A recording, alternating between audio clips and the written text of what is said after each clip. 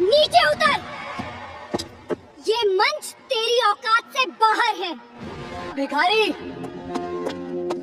भाग यहाँ से। कहाँ से तू आ गया? चल, तुझे पता है यहाँ करोड़पति आते हैं। मैं भाषण दूंगा। गांव का नाम था बनखेड़ी। शहर से करीब 40 किलोमीटर दूर कच्ची सड़क के आखिरी सिरे पर बसा हुआ छोटा सा गांव। वहीं गांव के किनारे एक सूखे पीपल के पेड़ के पास मिट्टी का एक छोटा सा घर था। उसी घर में रहते थे मोहन और उसका 15 साल का बेटा सोनू। घर इतना छोटा था कि बरसात में दीवारों से मिट्टी झरने लगती। छत पर रखी पुरानी तिरपाल ही उन्हें बारिश से बचाती थी। एक ही कमरे में सब कुछ था। सोने की जगह, चूल्हा, 2 बर्तन, एक टूटी हुई अलमारी और किताबों का ढेर। उन किताबों में सोनू का सपना बसता था। मोहन रोज सुबह अंधेरे में उठता।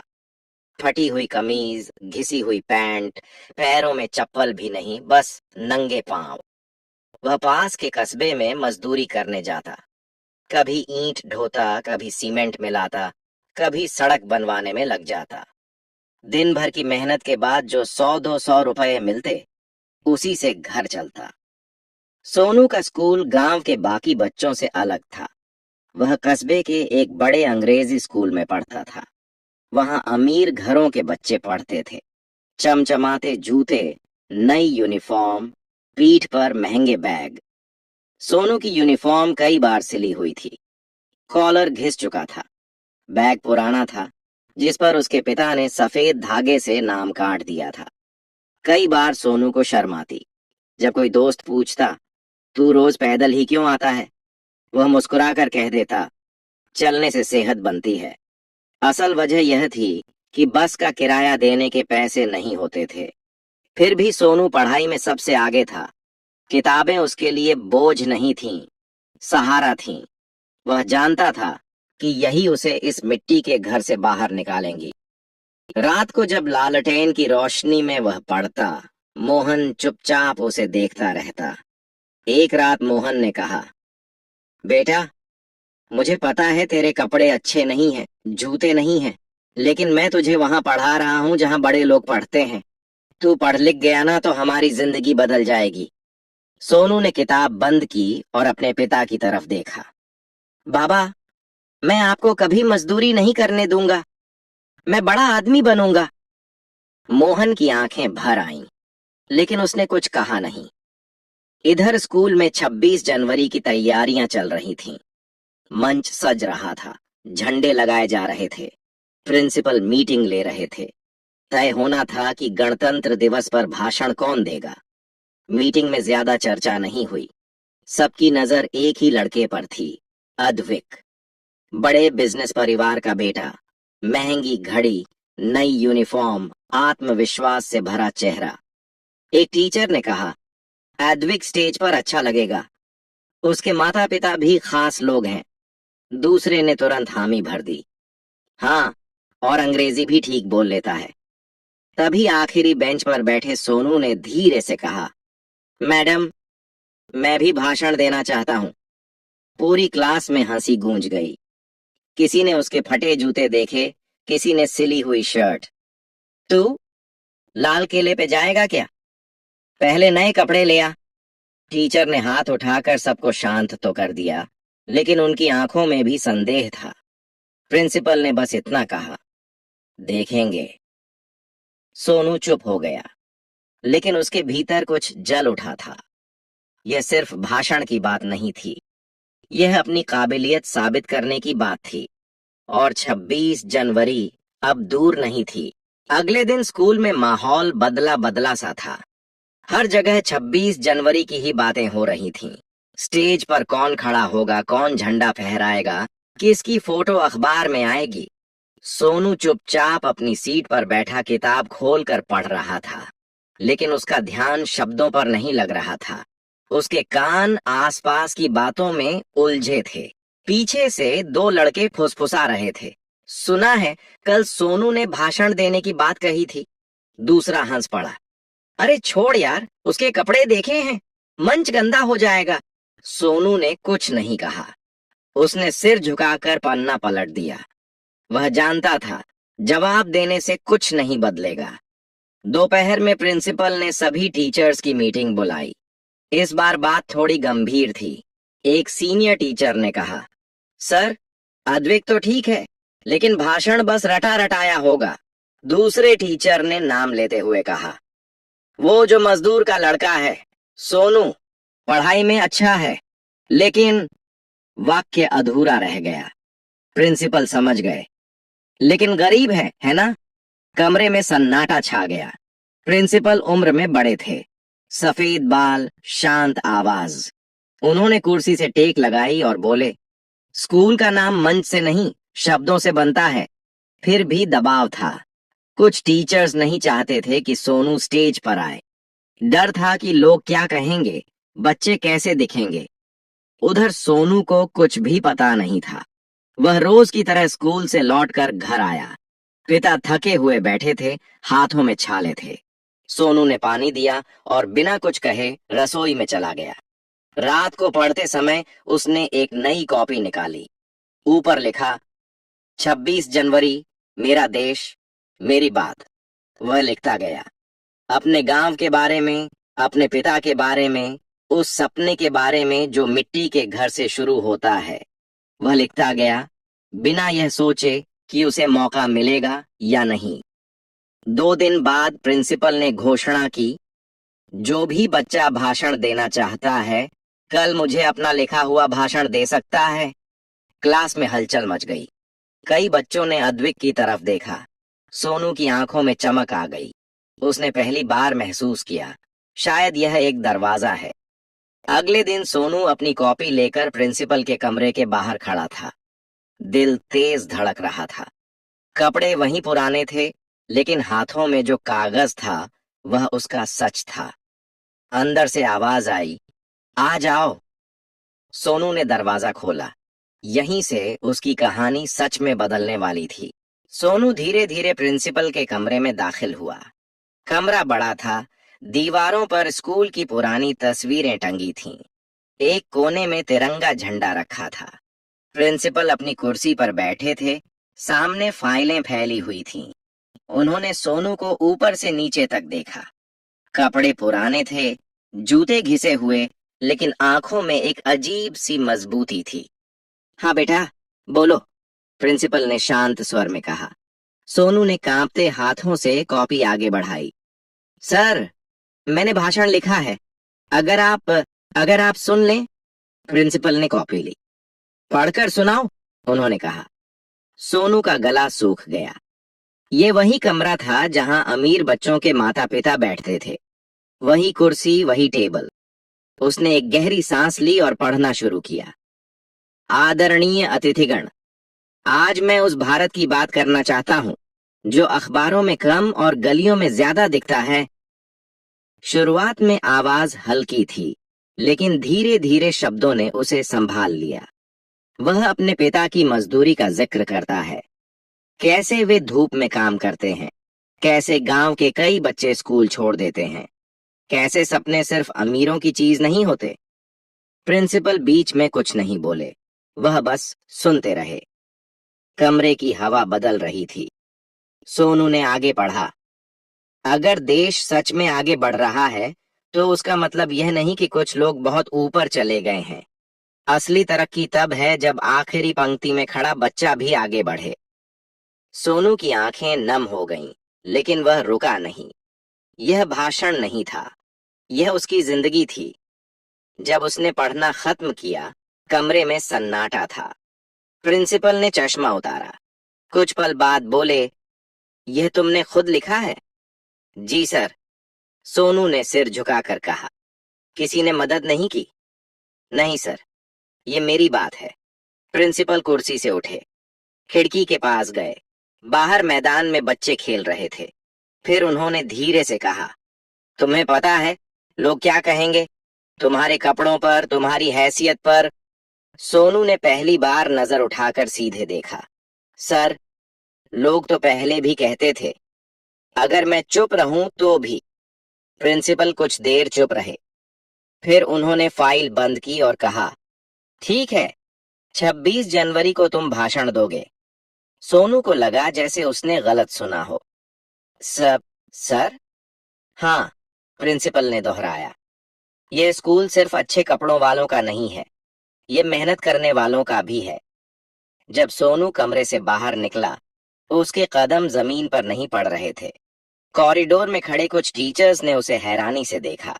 खबर फैल चुकी थी। घर पहुंचकर उसने पिता को बताया।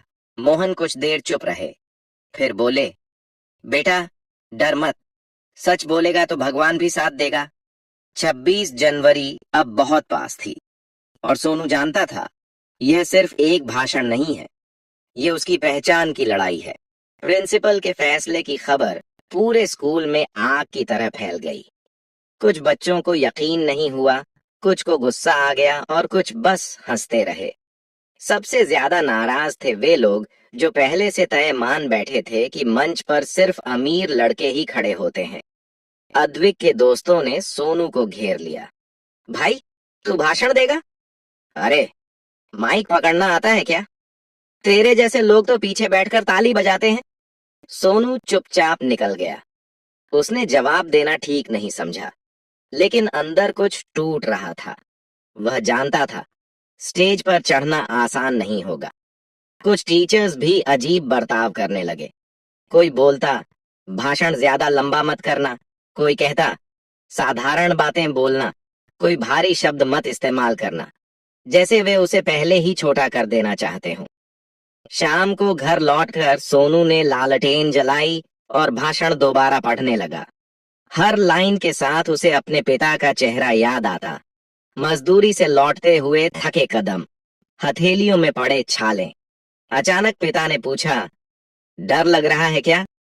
सोनू कुछ देर चुप रहा, फिर बोला, बाबा, अगर मैं स्टेज पर अटक गया तो? अगर लोग हंसने लगे तो? मोहन ने मिट्टी के फर्श पर बैठते हुए कहा, बेटा, मैंने जिंदगी भर लोगों की हंसी झेली है, लेकिन मैंने कभी मेहनत नहीं छोड़ी। तू सच बोलेगा तो डर खुद भाग जाएगा। अगले दिन स्कूल में रिहर्सल थी। मंच पर पहले अद्विक को बुलाया गया। उसने साफ कपड़ों में रटा हुआ भाषण पढ़ा। ताली बजी। फिर सोनू का नाम पुकारा गया। वह मंच पर चढ़ा। माइक उसके मुंह से थोड़ा ऊंचा था। उसने उसे ठीक किया। एक पल के लिए सब कुछ घूमता सा लगा। कुछ बच्चे फुसफुसाने लगे, देखो इसके जूते, कपड़े कितने पुराने हैं। सोनू ने आंखें बंद की। उसे पिता की आवाज याद आई। सच बोलेगा तो डर भाग जाएगा। उसने बोलना शुरू किया। पहली 2 लाइनें लड़खड़ाईं, लेकिन फिर शब्द अपने आप बहने लगे। पूरा मैदान शांत हो गया। रिहर्सल खत्म होने पर कोई ताली नहीं बजी, लेकिन प्रिंसिपल चुपचाप खड़े थे। उनकी आंखों में संतोष था। 26 जनवरी अब बस एक दिन दूर थी। सोनू जानता था कल का दिन उसकी जिंदगी बदल सकता है। 26 जनवरी की सुबह ठंडी थी। गांव के ऊपर हल्की धुंध छाई हुई थी। सोनू सुबह बहुत जल्दी उठ गया। रात भर उसे नींद नहीं आई थी। दिल में डर भी था और उत्साह भी। उसने पानी से मुंह धोया और अपनी वही सिली हुई यूनिफॉर्म पहनी। पिता ने उसे देखा और बोले, आज यही कपड़े तेरी पहचान बनेंगे। स्कूल पहुंचते ही माहौल अलग था। चारों तरफ तिरंगे, गुब्बारे, मंच पर माइक, कैमरे। बाहर कुछ स्थानीय नेता भी आने वाले थे। बच्चों को लाइन में खड़ा किया जा रहा था। सोनू को मंच के पीछे बैठने को कहा गया। एक टीचर ने धीमी आवाज में कहा, भाषण जल्दी खत्म करना, ज्यादा कुछ मत बोलना। सोनू ने सिर हिला दिया, लेकिन मन में तय कर चुका था, जो लिखा है वही बोलेगा। कार्यक्रम शुरू हुआ। झंडा फहराया गया। राष्ट्रगान हुआ। तालियों की गूंज के बीच एंकर ने घोषणा की, अब भाषण के लिए मंच पर आ रहे हैं हमारे विद्यालय के छात्र। पहले अद्विक का नाम लिया गया। वह आत्मविश्वास से मंच पर गया। तैयार भाषण पढ़ा। तालियां बजीं। फिर एंकर ने कहा, और अब सोनू। सोनू के पैरों में जैसे जान नहीं बची थी। फिर भी वह मंच पर चढ़ा। पूरा मैदान उसकी तरफ देख रहा था। उसने माइक पकड़ा। एक पल चुप रहा, फिर बोला, आज हम सब यहाँ तिरंगे के नीचे खड़े हैं, ये तिरंगा अमीर गरीब नहीं देखता। पहली ही लाइन में सन्नाटा छा गया। सोनू बोलता गया, अपने घर की मिट्टी की बात, अपने पिता की मजदूरी की बात और उस सपने की बात जो हर गरीब बच्चा देखता है। कुछ टीचर्स की आंखें झुक गईं, कुछ बच्चों ने ताली बजाना शुरू कर दिया। अंत में सोनू बोला, अगर देश को आगे बढ़ना है तो हमें हर बच्चे को बराबर मौका देना होगा, चाहे उसके कपड़े जैसे भी हों। कुछ सेकंड सन्नाटा रहा, फिर जोरदार तालियां गूंजीं। भीड़ में खड़े एक नेता ने यह सब ध्यान से सुना था। उनकी आंखों में कुछ बदल चुका था। यहीं से कहानी ने नया मोड़ लिया। तालियों की आवाज धीरे धीरे थमी, लेकिन मैदान में फैली खामोशी कुछ और कह रही थी। सोनू मंच पर खड़ा था, माइक अभी भी उसके हाथ में था। उसे समझ नहीं आ रहा था कि अब क्या करे। वह बस सिर झुकाकर पीछे हटना ही चाहता था। तभी आगे की कतार से एक लंबा, सधे हुए व्यक्तित्व वाला व्यक्ति खड़ा हुआ। सफेद कुर्ता, गहरे रंग की जैकेट और चेहरे पर गंभीरता। स्कूल के कई टीचर्स ने उन्हें तुरंत पहचान लिया। वे जिले के एक बड़े जनप्रतिनिधि थे, जिन्हें कार्यक्रम में विशेष अतिथि के रूप में बुलाया गया था। उन्होंने आगे बढ़कर माइक संभाला। बेटा, एक पल रुको, उन्होंने कहा। सोनू रुक गया। नेता ने मैदान की तरफ देखते हुए कहा, आज मैंने बहुत भाषण सुने, बड़े बड़े शब्द, बड़ी बड़ी बातें, लेकिन आज पहली बार किसी बच्चे ने सच्चाई बोली। पूरा मैदान ध्यान से सुन रहा था। उन्होंने सोनू की तरफ देखा। तुम्हारा नाम क्या है? सोनू सर, उसने धीमे से कहा। सोनू, नेता ने दोहराया। तुम्हें पता है तुमने क्या किया है? तुमने हमें याद दिलाया है कि देश सिर्फ इमारतों से नहीं, ईमानदारी से बनता है। कुछ टीचर्स की आंखों में शर्म साफ दिख रही थी। नेता ने आगे कहा, आज मैं यहाँ सबके सामने यह ऐलान करता हूँ, सोनू की आगे की पूरी पढ़ाई का खर्च मैं खुद उठाऊंगा। किताबें, फीस, हॉस्टल, सब कुछ। मैदान में फिर तालियां गूंज उठीं। सोनू की आंखों से आंसू बहने लगे, लेकिन नेता यहीं नहीं रुके। उन्होंने कहा, और एक बात, जिस बच्चे के पास रहने के लिए ढंग का घर नहीं, वह पढ़ाई पर पूरा ध्यान कैसे देगा? उन्होंने मंच से नीचे उतरते हुए कहा, आज से सोनू और उसके पिता को प्रधानमंत्री आवास योजना के तहत पक्का घर दिया जाएगा। यह मेरा वादा है। मोहन, जो भीड़ के पीछे खड़े थे, वहीं बैठ गए। उनके हाथ कांप रहे थे। उन्होंने कभी सपने में भी नहीं सोचा था कि उनका बेटा एक दिन उनके लिए छत बनवाएगा। नेता ने सोनू को अपने पास बुलाया, उसके सिर पर हाथ रखा। बेटा, आज तुम सिर्फ अपने लिए नहीं बोले, तुमने लाखों गरीब बच्चों की आवाज बनकर बोला। सोनू कुछ बोल नहीं पाया, बस हाथ जोड़ दिए। कार्यक्रम खत्म होने के बाद भी लोग जाते नहीं दिखे। हर कोई उसी भाषण की बात कर रहा था। स्कूल के कुछ टीचर्स चुप थे। प्रिंसिपल दूर से सब देख रहे थे। आंखों में संतोष और थोड़ी सी नमी थी। उस दिन सोनू जब घर लौटा तो मिट्टी का घर वहीं था, लेकिन उसके भीतर बैठा डर टूट चुका था। अब उसे पता था उसकी आवाज की कीमत है। अगली सुबह गांव में कुछ अलग सा था।